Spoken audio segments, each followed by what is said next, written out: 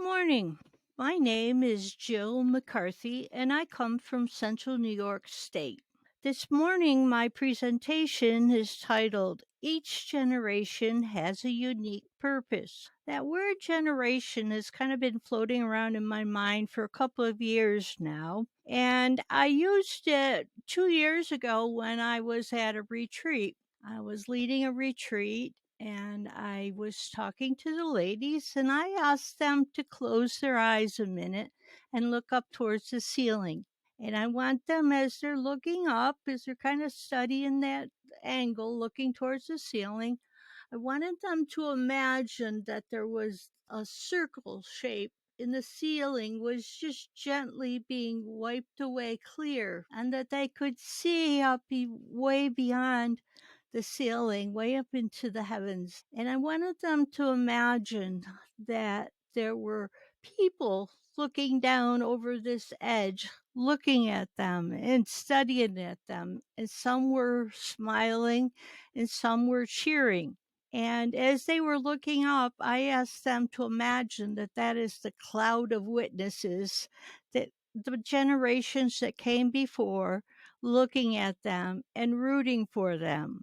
The name of that retreat was My Life is Fully Supported. And we kind of started out on that principle. Okay, you can gently put the ceiling back up over you so nothing falls. And I want you to think about it a minute. I went into Google and I found some women from different periods in time and I cut out a face of them and I asked each one of my participants to grab one of the faces. And among them, there was a pilgrim, there was Sally Ride, there was Susan B. Anthony, there were some pioneer people, and there was Rosie the Riveter. And I asked them to study their people and to think about them for a while. Each person grabbed one of the little photos, and I asked them which one was the oldest. And well, we figured out that had to be the pilgrim lady. So we went to her first, and we said, okay, so when she was leaving her home country, what was she hoping for? And easily they said, religious freedom, a new start, their own government, whatever.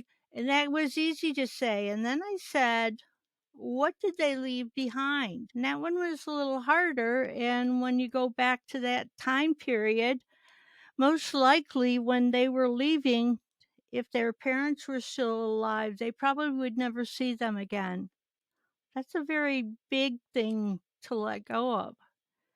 Their villages that were well established, they would be leaving behind. And that was up the medicines of the day, the camaraderie in an established community. Those were huge things to leave behind, but for the pilgrims, it was worth the risk. As we know, some of them did not even survive going across the ocean. Some did not survive the first winter.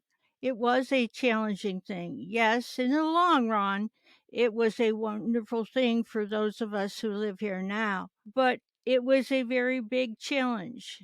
There's a going forward and there's a letting go behind. If you talk about the pioneer people, they were very similar. They were leaving an established village, leaving most likely their older relatives and going towards a place to establish their own land, to do farming, and to gain some new adventure.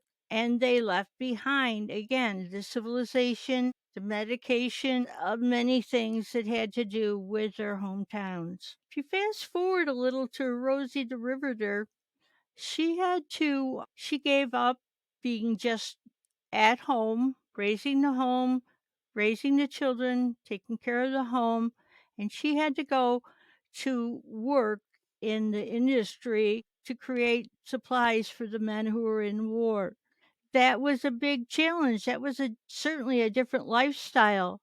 But those women raised to that surface, raised to that call, and they did the job, and they became very good at it.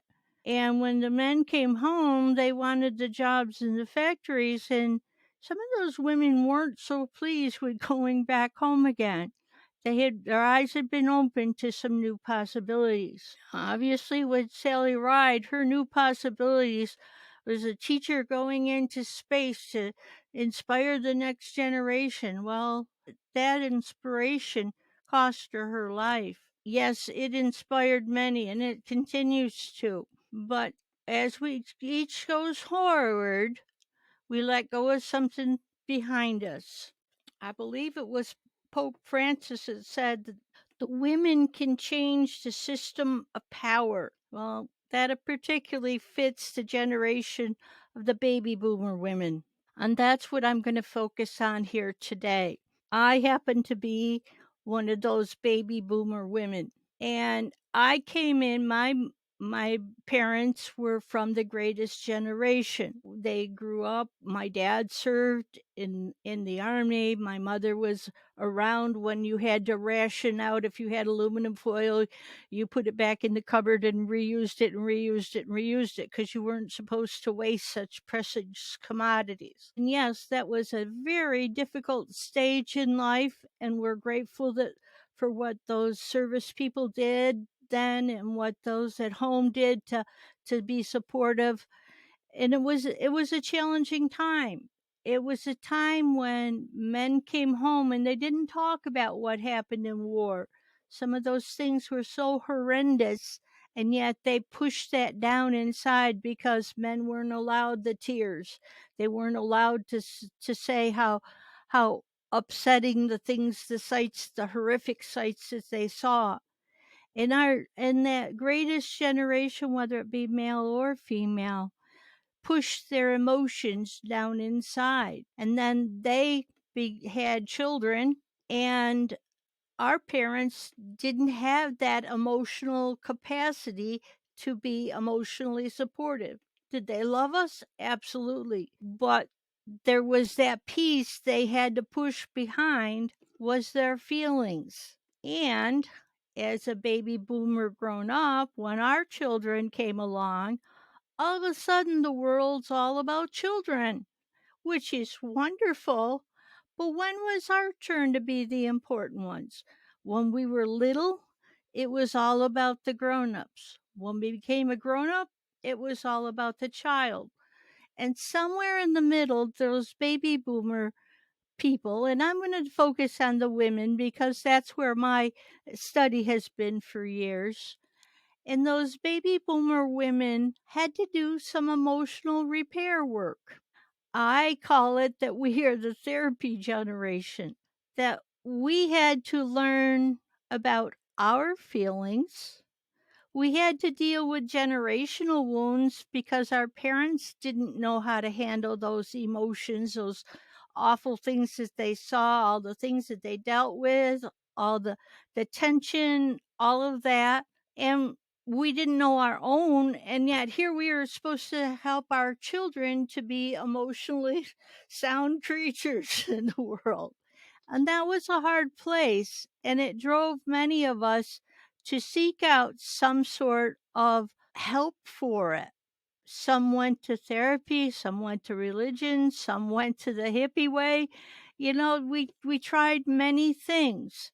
And I really think that our generation, no, we weren't the greatest generation, but we've offered a great service to bring back some emotional balance to the world.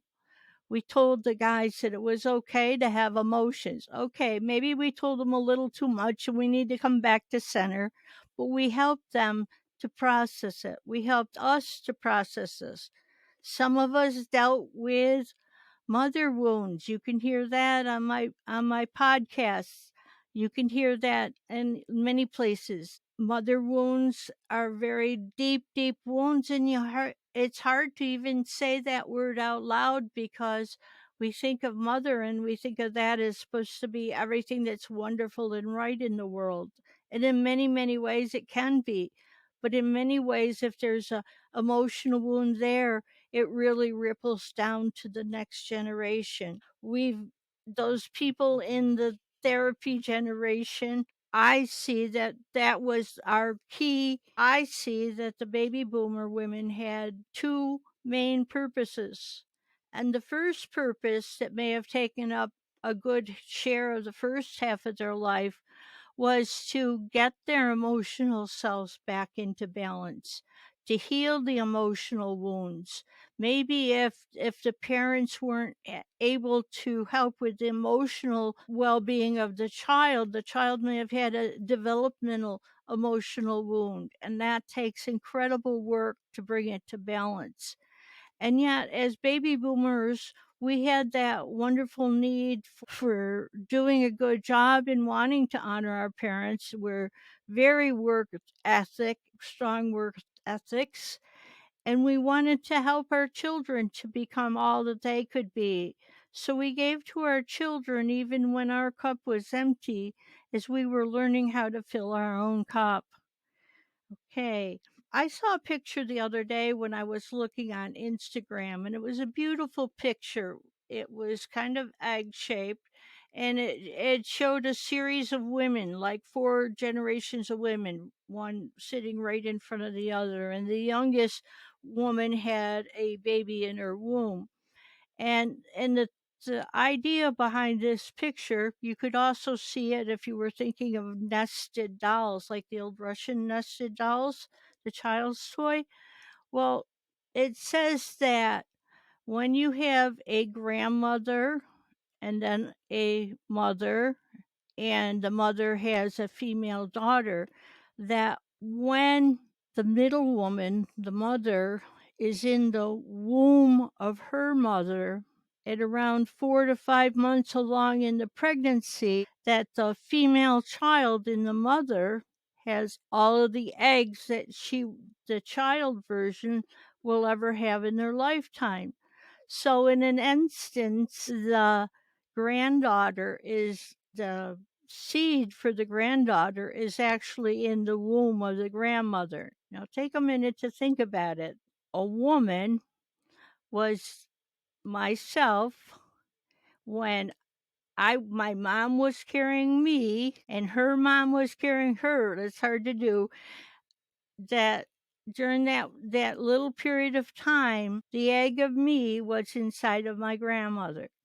And that kind of could say why we have such a good bond between granddaughters and grandmothers. That leads me to the second point that I want to make.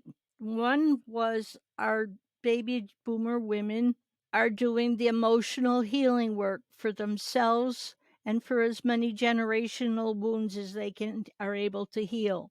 And the second part of ours I see as more of a preventative purpose. Now, you just heard me talk about the connections of the granddaughters to the grandmothers. Well, I ran across this book by Carol Schaefer, and the book is called Grandmother's Counsel for the World.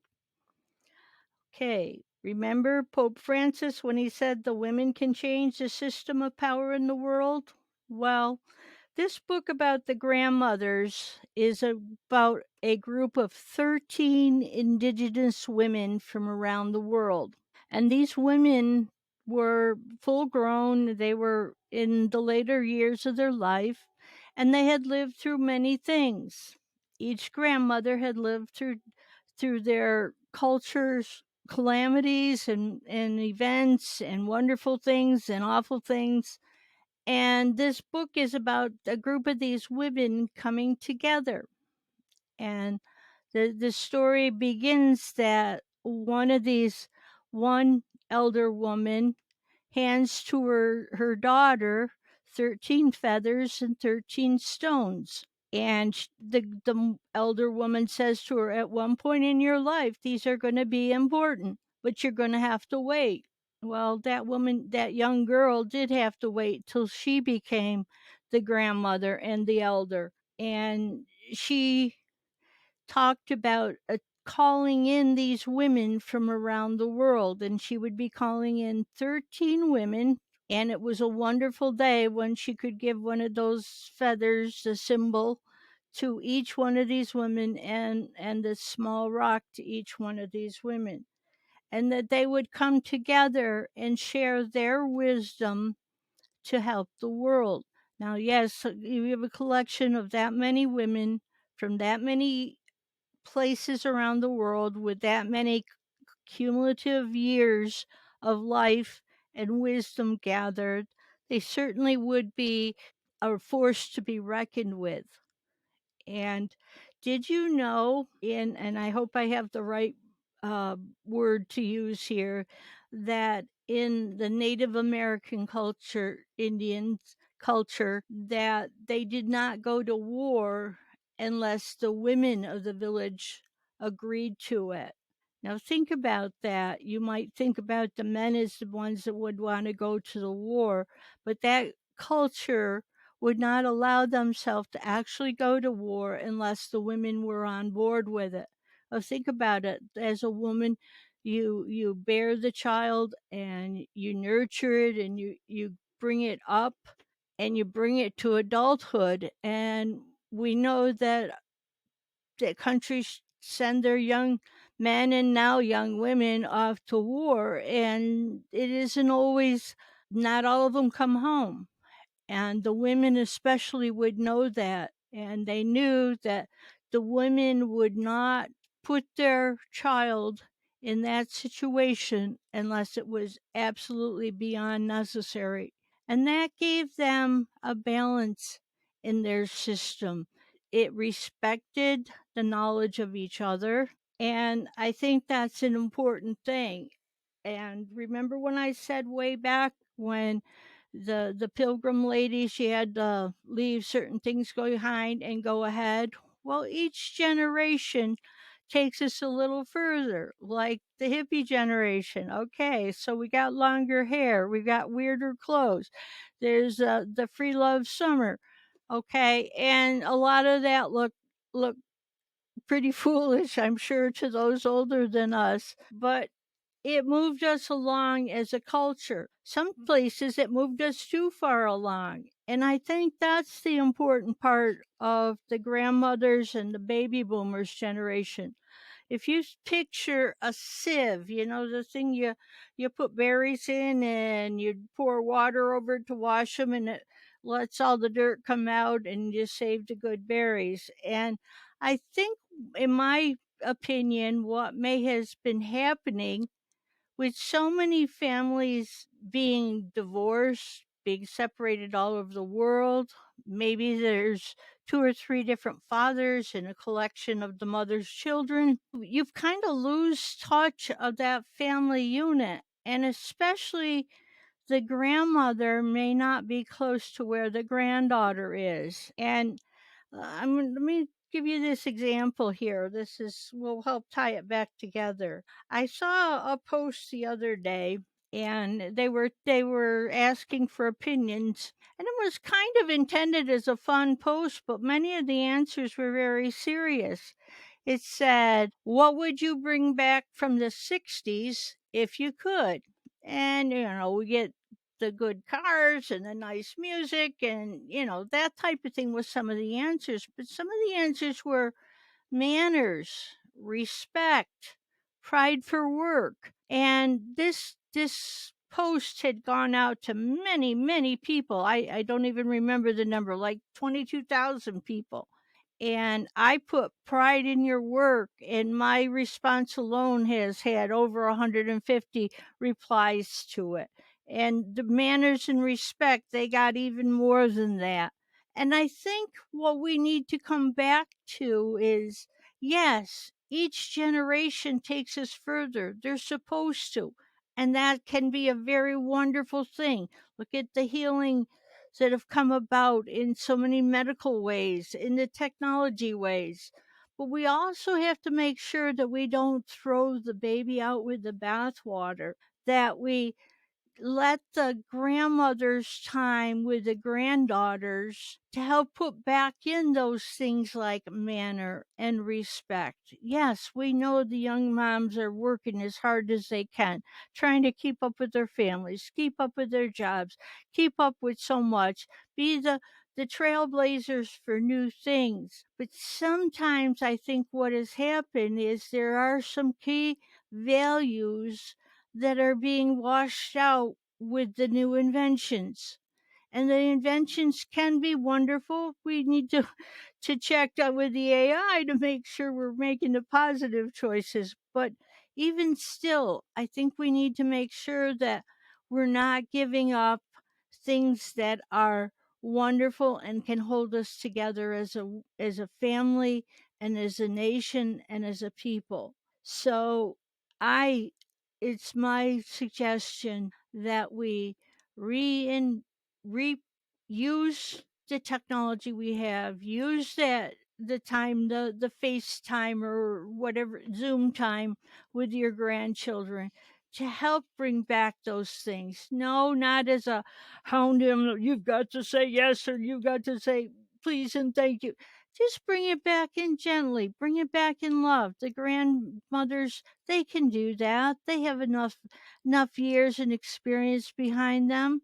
But we can talk about what was important and what was valuable. Not everything is valuable, but things like respect, that's important. I read articles all the time on Facebook, different women when they talk about, I give my grandchild a gift and they never say thank you. They don't have any manners. They don't even, I keep giving them, how long do I keep giving them gifts? They don't even bother to call me back. That's a big one for older people. Okay. Maybe there's some of those traits that can be put back in, that we can do it in a gentle way so that when we go forward, that we don't lose what's most precious to our hearts. And that's the end of my story.